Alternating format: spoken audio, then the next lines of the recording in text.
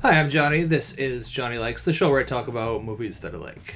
Today, I'm talking about a sequel that's better than the original in nearly every way. Today, Johnny Likes M3gan 2.0.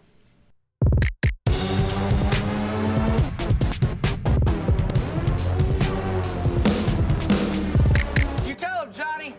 You tell the world. There's a new AI threat in town dubbed Amelia, and it's up to our returning characters, Katie and Gemma, to resurrect Megan, who's been hiding out in the dark web ever since the end of the first film, in order to battle it out with Amelia and protect the planet or something. I had very low expectations for this film going in.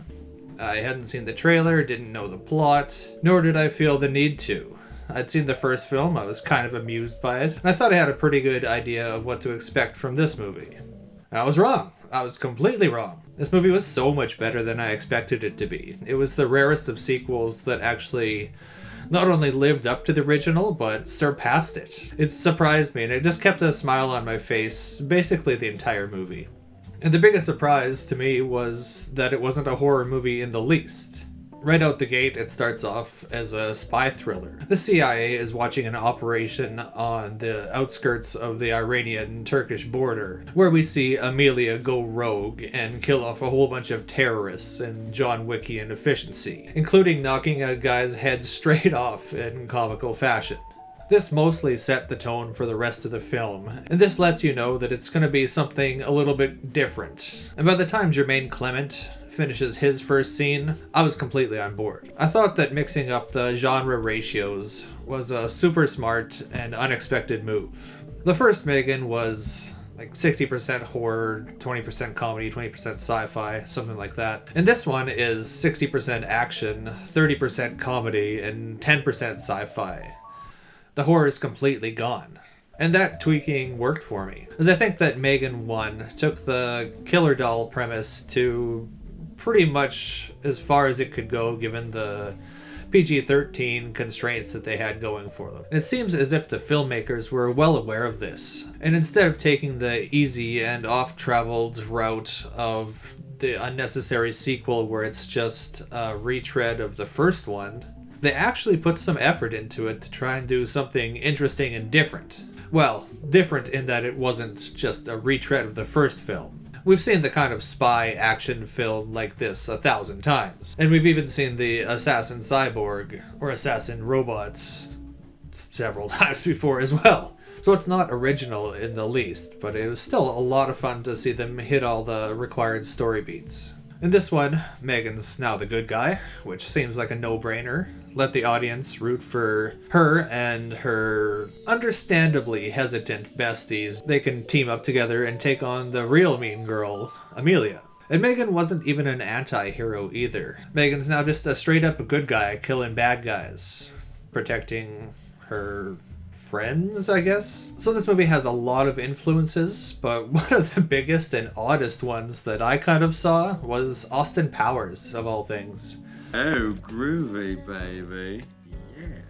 Like Jermaine Clement rolling up in his wheelchair, playing the billionaire, making these kind of stand jokes. Why would a man of my standing need to resort to such tactics? This is very Dr. Evil. Right. And Amelia, she's pretty much a fembot. Love, but confess. Maybe a little bit more Alita than fembot, but still, it's not that much of a stretch. I found it an interesting coincidence that Austin Powers and Goldfinger are the same amount of time apart as Austin Powers and M3gan 2.0. I don't know. Is that interesting? I found it interesting. So my biggest problem with this movie was the length. It's 2 hours long, and it does not need to be that long. It overstayed its welcome, and I would have been happy with 15-20 minutes less. So, to summarize, this movie didn't really do anything original, but what it did do is take some interesting and disparate influences. Terminator 2, Austin Powers, schlocky Netflix spy action stuff like The Gray Man and Red Notice, and mashed them together and managed to make an interesting movie when I don't think it should have worked at all. It tried harder than it needed to for a horror sequel, and I really appreciated that. And I never would have guessed that M3gan 2 was going to be an action comedy, let alone kind of buddy action comedy. Will I remember this film in a few months? Yeah, I don't think so. I'm already forgetting it and it's been a few days. Did I have a pleasant time watching this on a Friday night with a bowl of popcorn? I absolutely did, and I think that's kind of the purpose of this sort of movie. It's just supposed to be a nice little bit of escapism. Nothing more, nothing less. So I'm going to rate M3gan 2.0 at a 3.5 out of 5. It was fun, but forgettable.